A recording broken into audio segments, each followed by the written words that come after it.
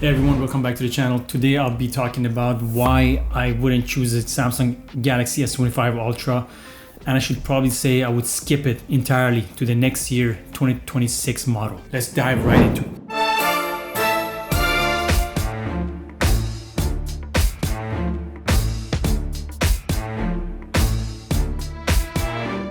Samsung Galaxy S25 Ultra, why it's not worth the upgrade. When Samsung launched the S25 Ultra, they made it sound like the big step forward. But when you look closely, the difference between the S24 Ultra and the S25 Ultra are so small that it feels like more a rebranded version than last year's phone, rather than a true brilliant device. For $1,920 Canadian, you'd expect a groundbreaking innovation, but instead we get minor hardware tweaks, questionable features, and some downgrades actually. A lot of software, basically AI features that older model also get, we also get it too. And it's gonna get passed on to the next older generations. So is it worth upgrading or not? Let's break it right down. Design, Déjà vu with tiny tweaks. From a distance, you wouldn't even be able to tell the difference between the S25 Ultra and the S24 Ultra. Samsung made a few minor tweaks, but nothing that could change the way you could use the phone. They replaced the sharp edges with slightly rounded corners. It looks cleaner, but it isn't improved grip. The squared off sizes still make it uncomfortable for long periods of time. It's supposed to make the phone more premium, but unless you drop it daily, you won't notice much of a difference from last year's aluminum build right here. The bezels are barely thinner, and the phone is exactly the same size as the S24 Ultra. If you're using a case, you won't even notice these changes. Samsung still makes one of the best displays, but the S25 Ultra doesn't improve in last year's screen at all. 2600 nits brightness. It's bright, but compared to other phones, they're pushing more brightness for outdoor visibility. Still 8-bit color dips, while iPhones and some other flagship phones have moved to 10-bit displays for richer colors. Samsung still stuck at 8-bit. This means less color depth and HDR content compared to the competition. Anti-reflective coating. This is the only real improvement, reducing glare in bright conditions. But that's it. My verdict is that still a great display, but it's still the same one as last year. If you own an S24 Ultra, you might not be missing anything. Samsung is betting big on AI power tools with the S25 Ultra. But here's the reality. Gemini Assistant, just a Google Assistant rebranding with minor Samsung tweaks. Nothing groundbreaking. Call Assist and Note Assist. Useful features for real-time call translations and AI powered note taking. But these features will also be available on older Samsung models via updates. Browsing Assist can summarize web pages, translate text, and read articles aloud. Again, useful, but not exclusive to the S25 Ultra. Hey, so how far is it from Texas to New York? The distance from Texas to New York is approximately 1,767 miles by car. I will try this on the S24 Ultra. Hey Gemini, what's 65 divided by 5 times 10 square root of 5? Let's break down the calculation. 165 divided by 5 equals 13. 2.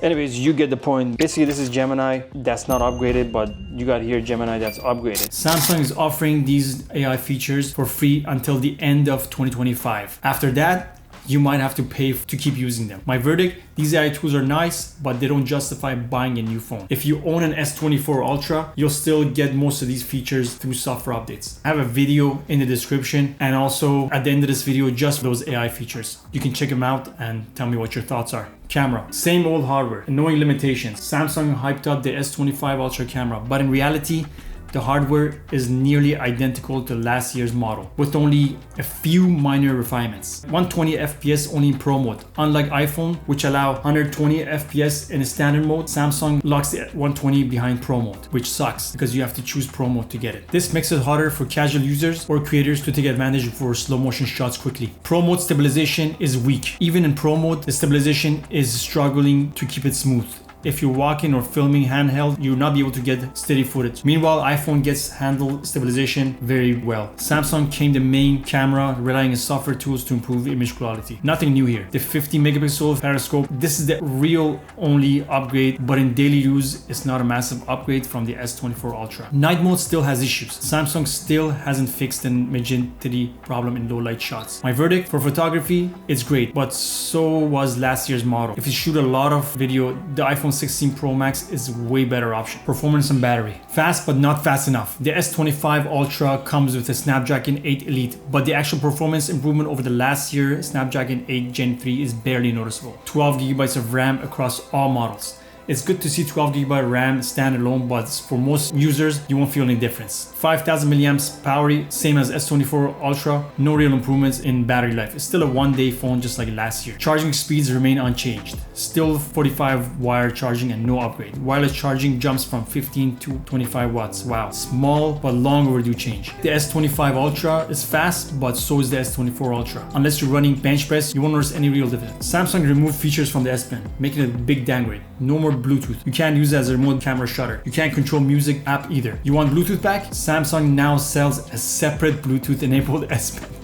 Meaning, if you want those features back, you'll have to pay an extra money. For S Pen users, this is a step backwards. Instead of adding new features, Samsung took one away. Price is the biggest problem. $1,920 Canadian. The S25 Ultra is a cost the same as the S25 Ultra when it launched. But now you can get an S24 Ultra as low as $800. Most AI and software features will roll out on the S24 Ultra, so you're essentially paying for last year's phone if you got the S25 Ultra. If you can get the S24 Ultra discount, then get it. Unless you're upgrading to an older device, the S25 Ultra is not worth it. Skip S25 Ultra altogether. The S25 Ultra is just minor incremental upgrades. If you really want the S25 Ultra, there's zero reason to upgrade. Who should upgrade? If you're going from S20 Ultra for Note 20 Ultra or older, then the S25 Ultra will be a big improvement. If you own an S24 Ultra, do not waste your money. The differences are not big enough to justify it. Final thoughts, Samsung played it way too safe with the S25 Ultra. With $1,920 Canadian, it's just not worth the price. But what do you think? Does the S25 Ultra feel disappointing, or do you see a reason to upgrade? Like, subscribe, and share your thoughts in the comments. Thank you guys for watching. See you guys next time.